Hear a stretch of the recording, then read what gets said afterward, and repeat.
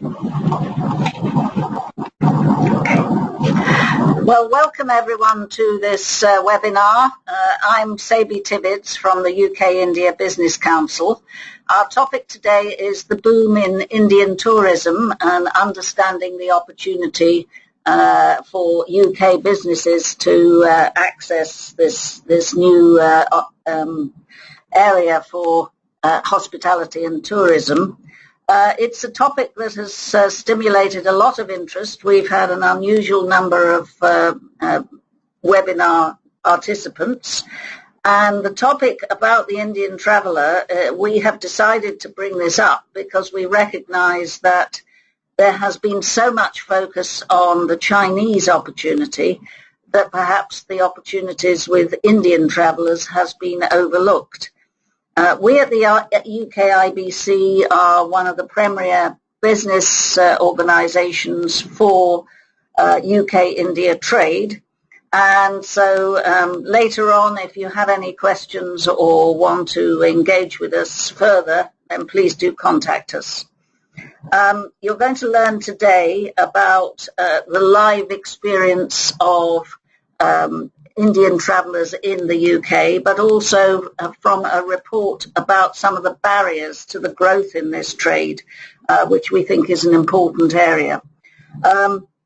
Just before we begin, I'd like to familiarise you with the toolbox on the right-hand side of your screens. It should be up now.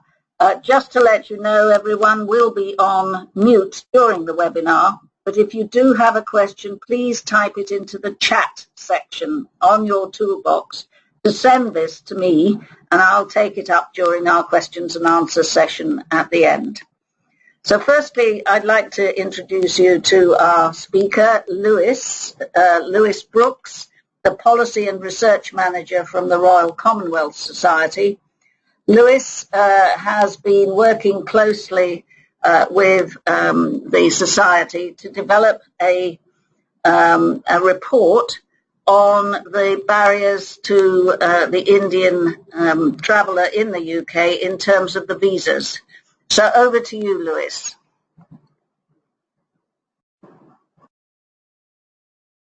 Brilliant. Well, thank you very much, Sabi, and thanks for having me to this webinar.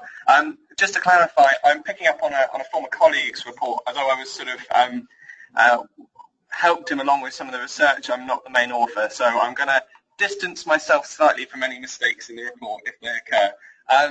But as you were explaining, my focus really is on some of the trends in Indian tourism to the UK, and also making the case for an improved visitor visa for Indian travellers coming here. And I'll go into why that's the case and some of the barriers that are perhaps preventing the market from being as big as it could be. So if I could get the next slide, please. So first of all, I just want to have a little bit of a mention of why the Royal Commonwealth Society thinks that a contemporary UK-India relationship is a good idea and some of the components that make up that relationship. So you can see there some of the business opportunities in terms of India being the 9th largest economy in the world, with World Bank projections seeing growth at 7.2%. You can see foreign direct investment into the UK is incredibly high and increasing, and the amount of jobs for UK citizens that this produces. It's also worth saying on that side of things that this is a reciprocal relationship, and UK foreign direct investment to India, and we are also the third largest FDI partner for India, as well as them being the third largest for us. The other side of that relationship is cultural exchange. There's connections between the sort of quote-unquote oldest democracy in Westminster and the largest democracy in India's system with over 1 billion voters. We have the largest diaspora in the UK, is made up of people of Indian descent, and I don't really need to go into the links of cricket and the the sort of cultural imprint of Indian cuisine on the UK culture as well. And this is all part of, I guess, the sort of soft power relationship, which is that business, good cultural ties, diaspora, and we've also highlighted the Commonwealth connection, help to underpin other sort of more tangible relationships in business, in diplomacy, and opportunities for citizens to exchange as well. For example, through tourism or business. So I'll go to the next slide, please. So for an Indian tourist who sees the UK as an attractive destination, what is the story in terms of what visas they need to get in order to come here? Well, currently, a 6-month business/tourism visa, otherwise known as a visitor visa, costs £87, or for a 2-year visa, it costs £330. To put that in sort of perspective, France, you can get a Schengen short-term visa for around €60, which obviously allows you into multiple countries in the Schengen area, and that gives you about 90 days. The USA offers a $160 visa, but that can go up for 10 years, so multiple entry over 10 years.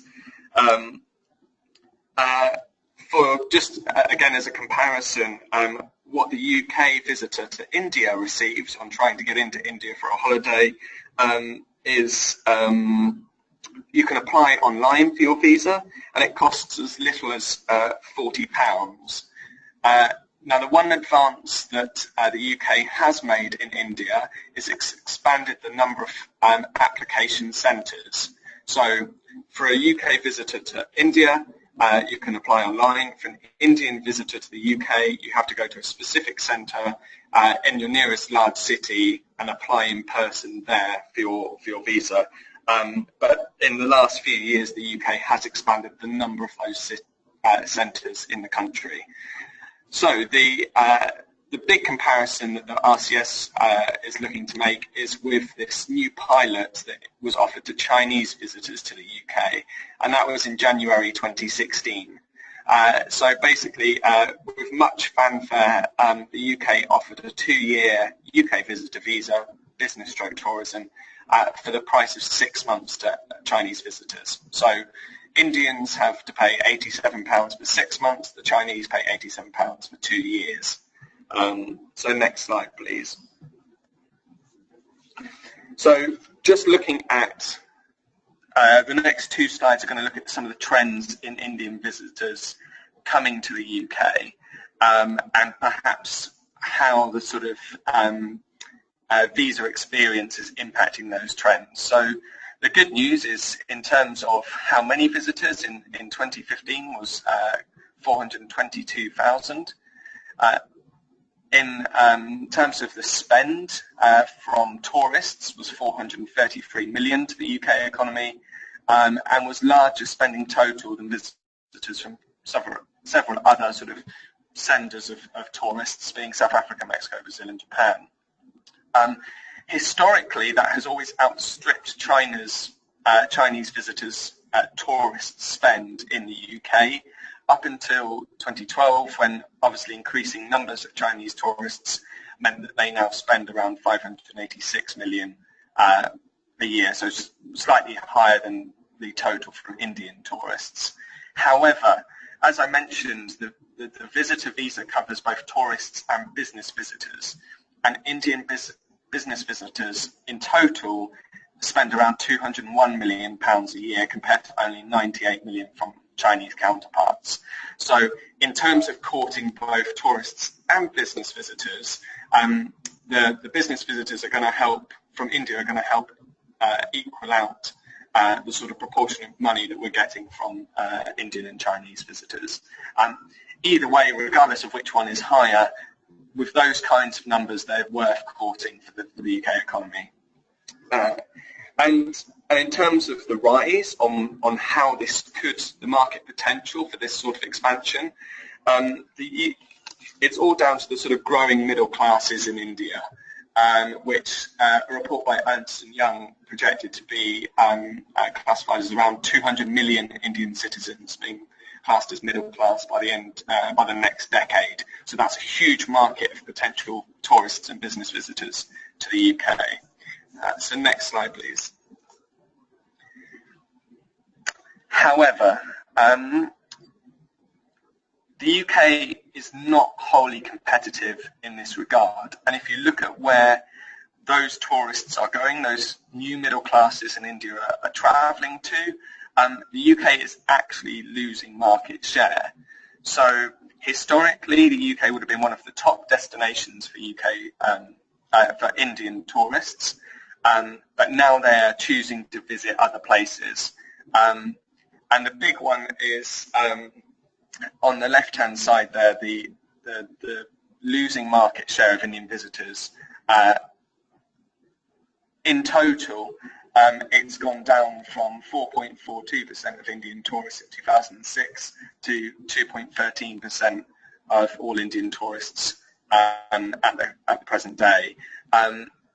France has overtaken the UK in terms of where Indian tourists are going in terms of numbers, and so despite the cultural links between the UK and India, despite the common language, France is seen as a more popular destination.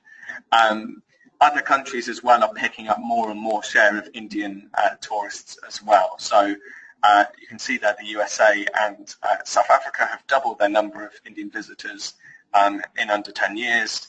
Canada, Italy, Nigeria and Malaysia have also increased their share of visitors. And interesting in places like USA, South Africa, Malaysia, Nigeria and Canada, those English links, in most cases, those Commonwealth links that the UK sort of shouts about, other countries have those links with India as well and will pick up the tourists as a result. So if I could take the next slide, please. So for the RCS, how do we better capture the Indian market? How do we put another element in the strong relations with India? And how do we encourage more connections between the UK and Indian citizens? Well, our recommendation is simple, and there's only one of them to worry about. We propose that the Indian 6-month visa for £87 is rolled out for 2 years. So the same pilot that's been extended to Chinese visitors, that is extended to Indian nationals as well. Is this likely to happen? Potentially, yes. I mean, it happened in the Chinese case. There's no reason why it couldn't happen for India for all the same business and market and diplomatic reasons. But the way it happened in terms of UK policy making was a large lobby behind the Chinese visa pilot, and a similar coalition of businesses and politicians will be needed to bring that onto the UK policy agenda. That's already happening, so there were a large number of corporate partners to the report that the RCS published, and politicians such as Lord Billamoria and Andrew Rosendale have raised this in the UK Parliament as well. Migration and visa access and visitors is clearly going to be part of India's not demands but requests of the UK and desires for a UK relationship, particularly if the UK starts to look at a trade deal for India. This is going to be something that commentators already are suggesting that Indian politicians are looking at. And India's not going to go with a begging bowl to the UK, so the policy suggestion really has to come from the UK. And finally, obviously, couldn't do a presentation on anything political at the moment without mentioning Brexit. It's unlikely that the UK is going to change much, particularly under the present government, in terms of any sort of visa access or travel or migration issue. But once the Brexit concludes, negotiations are coming to a close, they're going to need easy to implement policy suggestions for how they capitalise on external relationships beyond the EU. And our recommendation, we think, building momentum over the next 2 years would be an easy win for the UK government to demonstrate its support for a UK-India relationship and boost our tourist economy. So that's it from me.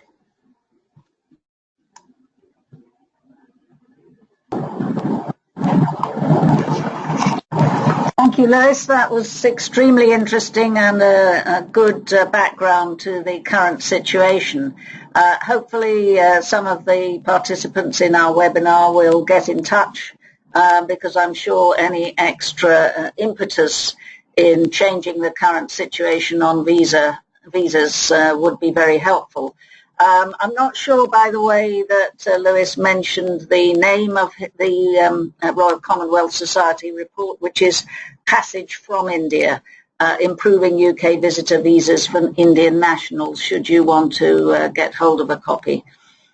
So now I'd like to move on to our second speaker, who is Shweta Sharma from Matrix, one of the UKIBC's premier members.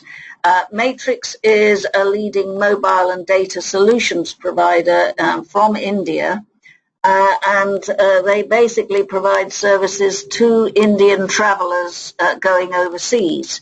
So Shweta has, if you like, a special access to knowledge about the Indian visitor and what their spend is in the UK or indeed in any of the other countries that Lewis mentioned. But I would also point out, particularly if you have questions, that Shweta has much better current knowledge of what business visitors, Indian business visitors, are spending in the UK. So I'm sure she'll be happy to share that in some of the questions. Shweta is the manager of special projects for Matrix Cellular. So please go ahead, Sharma, with your presentation.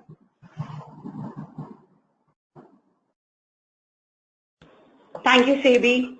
Hello, everyone. I'm Shweta from Matrix, and at the outset, I would like to thank you for joining this webinar. As Lewis presented, India is the 9th largest global market, presenting humongous opportunities for everyone. In this session, I'm very happy to be showcasing the Indian tourist, the growth potential, and how Matrix can help you leverage this. I would like to start with the first slide. UK is one of the top 5 countries for travel for the Indians.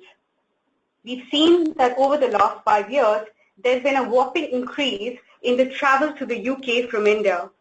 The number of tourists have increased by approximately 20%, while the business travelers have increased by about 14%. Last year, due to the announcement of Brexit, value of the pound dipped, and a holiday to UK became approximately 10% cheaper. Some very interesting facts over here. 33% of the holiday visitors are making repeat visits to UK at least once in 10 years. And Mumbai and Delhi are the top 2 cities in India from where visitors travel to the UK. Moving on to my next slide.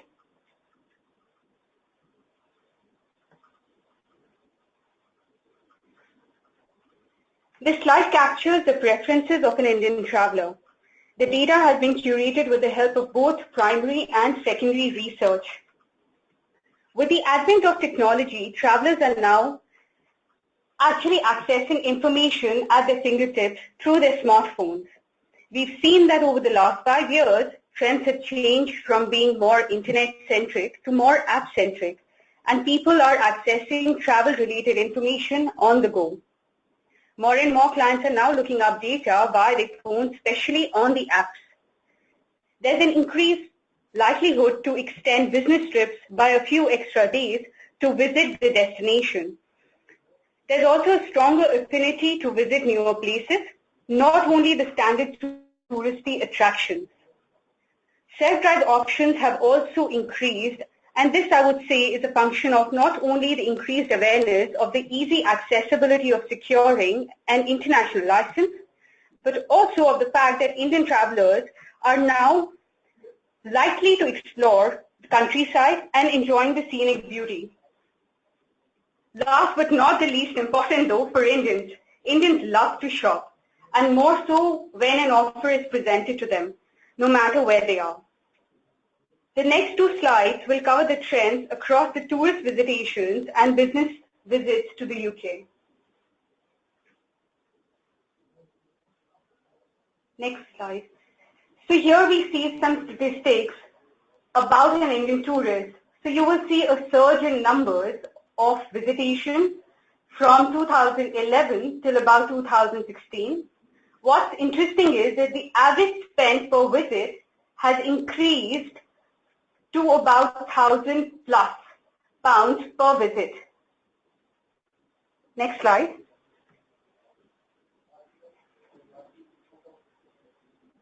On this slide, you will see that from 2011 till about 2016, there's been approximately 15 to 18% surge in the number of visits.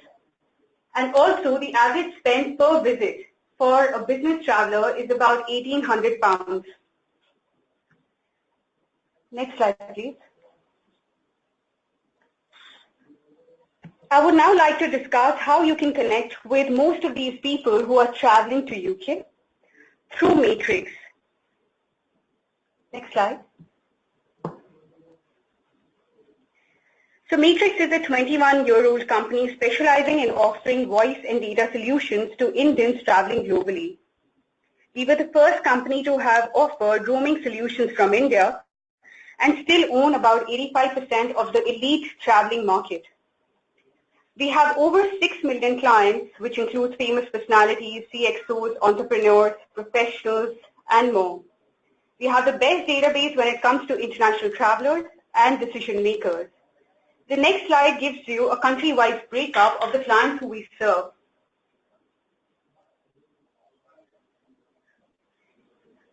Of the approximately 1 million clients that we serve each year, there is a large proportion of clients who are actually traveling to UK, approximately 25%. I think we've lost track here. Okay. In India, we are pretty well spread. We have about 16 wholly owned offices, and we work with a massive network of over 400 agents.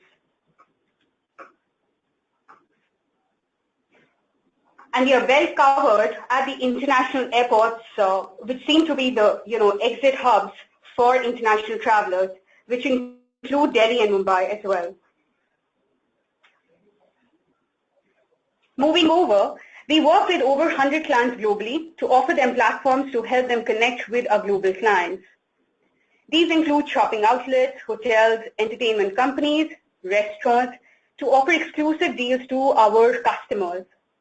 We offer both digital as well as bespoke communication platforms, including emails, SMS, notifications, and the newest of all, which is the consumer interfacing mobile app. Noticing the increasing affinity for apps by Indian travelers, I would like to focus on explaining this opportunity in detail to you. If we come to the next slide, you will notice, next slide please.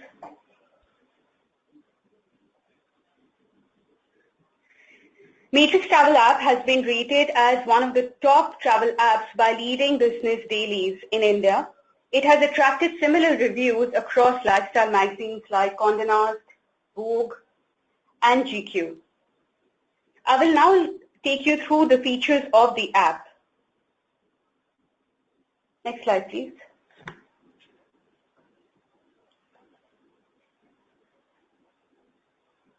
Next slide.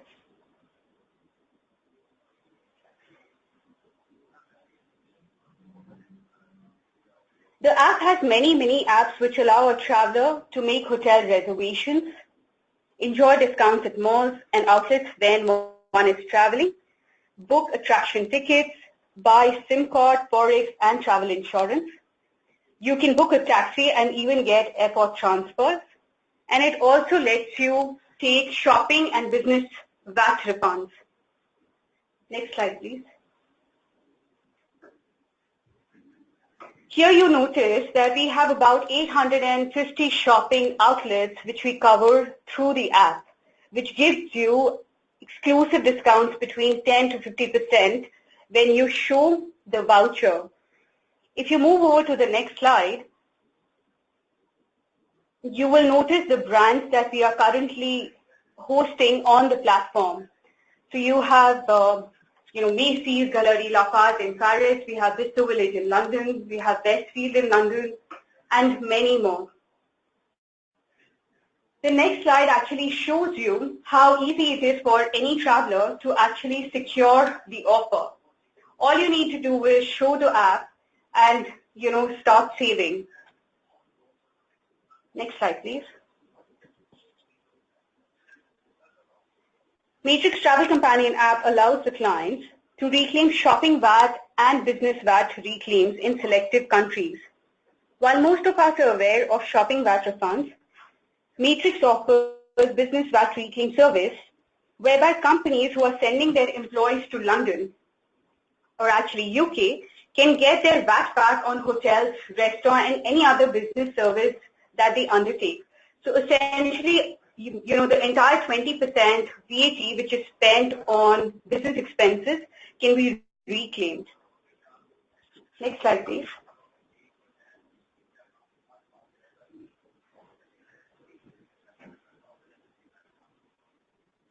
We cover over 150 attractions and tours. And you can actually save about 5% to 40% on each ticket booking. If we move over to the next slide, we will see that the clients can make reservations in a very, very easy way. So this is, a snapshot of the booking process, and the transaction details, etc., is available on the app itself. When we move over to the next slide,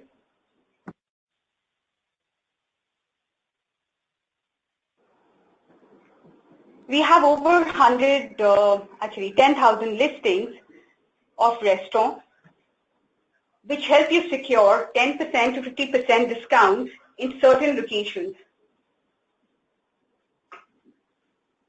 Next slide, please. You can even book or make reservations for hotel apartments via the app, and you get discounts which extend from 5% to about 40% on literally a daily basis.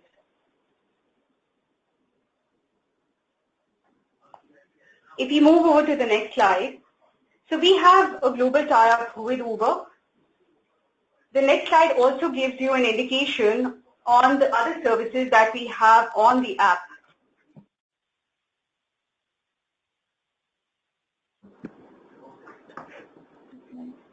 So we have recharge. On the next slide, you will see the additional or the peripheral services a customer can get using the Matrix app, which includes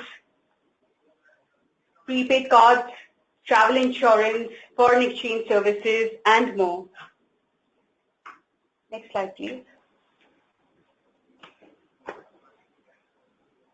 So these are some highlights of the application.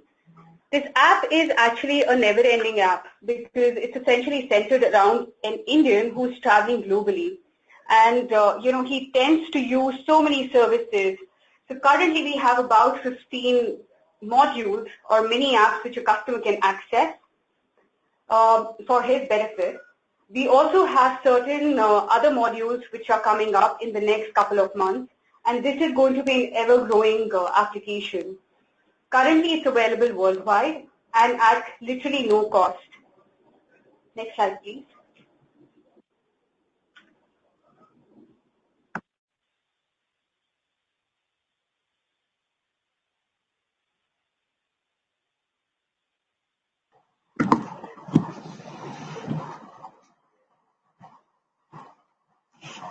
Shweta, thanks very much for that very informative session. I should say that Shweta's knowledge is particularly good of the business traveller, and so perhaps I will start the questions and ask Shweta maybe to give us some idea of, or a live example of perhaps what has been happening at Bicester Shopping Village.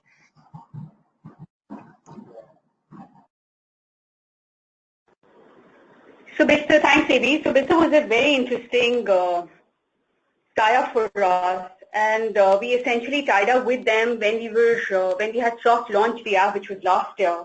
The app was officially launched this year in the month of April, and we've seen, decent conversions. While we see a lot of conversions, happening on the app, the figures from Bicester Village, the latest figures are yet to arrive, but I feel that the partnership has done very well, especially from, a feedback perspective coming from the clients who are utilizing these offers. They've had a swell response towards Bicester Village in particular. So I'm sure that there are a lot of clients who are, in UK, a lot of companies who can actually benefit from associating with Matrix. Okay, and now a question to Lewis. Have there been any reactions so far to your report? I mean, particularly from the government or anything like that? How are you taking it forward? Yeah, so I mean, the main focus so far has, as I said, been trying to draw together a sort of supportive coalition, because if there's one of you with a very good report that says this is a brilliant idea, that's great, you might get listened to. If there are a chorus of voices across politics, and particularly the hospitality and travel industry, saying this is a good idea, then that's even better. The response so far in terms of the industry has been fantastic. I mean, the report itself, we've got positive feedback from the likes of from Heathrow, from various airports, from Virgin, from BA, Confederation of Indian Industry were huge partners on the report as well. So a real a lot of support there. A lot of, as I mentioned earlier, politicians with either an eye on the industry or an eye on that UK-India relationship have been incredibly supportive and positive as well. I'm trying to think what I can and can't say about sort of government discussions. I think the Indian government is probably pretty supportive, but is not willing to kind of go public in any particular way, and that's purely sort of a sense I get rather than conversations I've had personally. And nor should they, because this is about UK policy making, not Indian policy making. I think the last time it was raised in the House of Commons, Andrew Rosendale MP did question the government back in March, and they said at present there were no plans to change the nature of visas between UK and India. But as I said, what we've seen since the report was released in spring, about this time last year, is the sort of number of voices saying, UK, come on, if you want a contemporary relationship with India, if you want a trade deal with India, if you want more business investment from India, if you want more tourists from India, you're going to have to make the ease of doing business, the ease of going on holiday to the UK, you're going to have to make it easier, and this is an easy win in terms of being able to do that for, in terms of creating the policy and implementing it pretty small scale as far as policies go.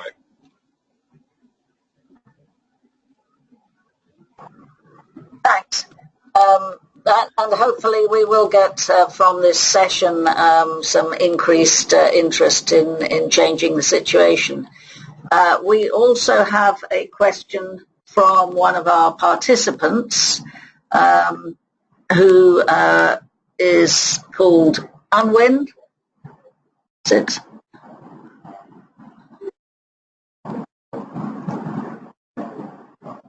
Moira Unwin. Yes, she has asked how much it would cost a supplier to be on Matrix and how to sign up. So I think that is one for you, Shweta. Thank you for asking that question. So what we do is we actually make bespoke solutions for a client, and we work with your objectives. So, like I discussed in the presentation, there are various platforms that you can utilize, from the vanilla email campaigns and the SMS notifications, etc., to being present on the application. It just depends, what you would like to achieve, and we like to, hear from you. If you can, send over your email ID, that we can connect with you. We'd love to, check with you what your objectives are for the Indian market, and in terms of how you'd want to map the UK clients, and we can definitely design something bespoke for you.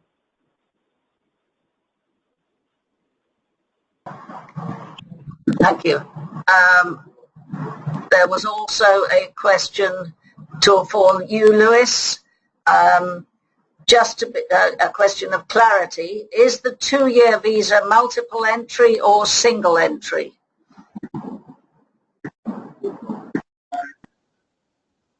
I believe it's multiple entry.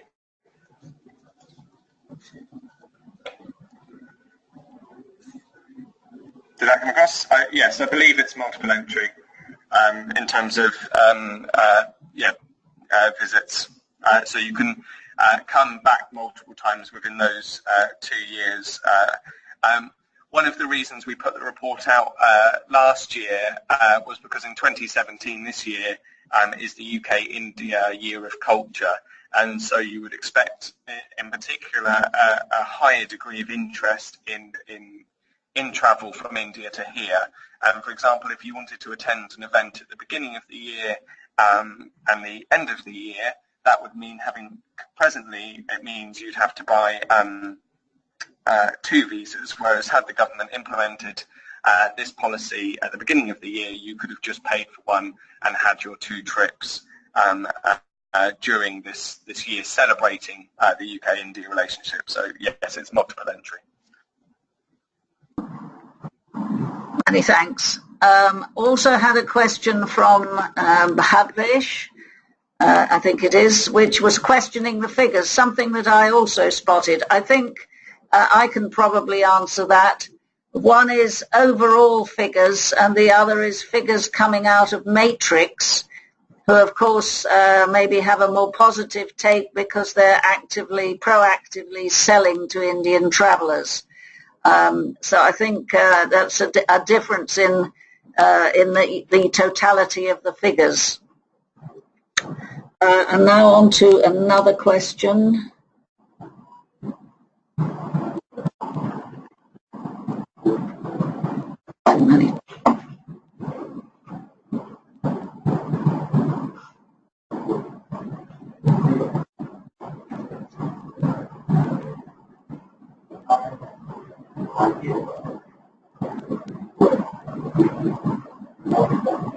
Yes, Raj Singh.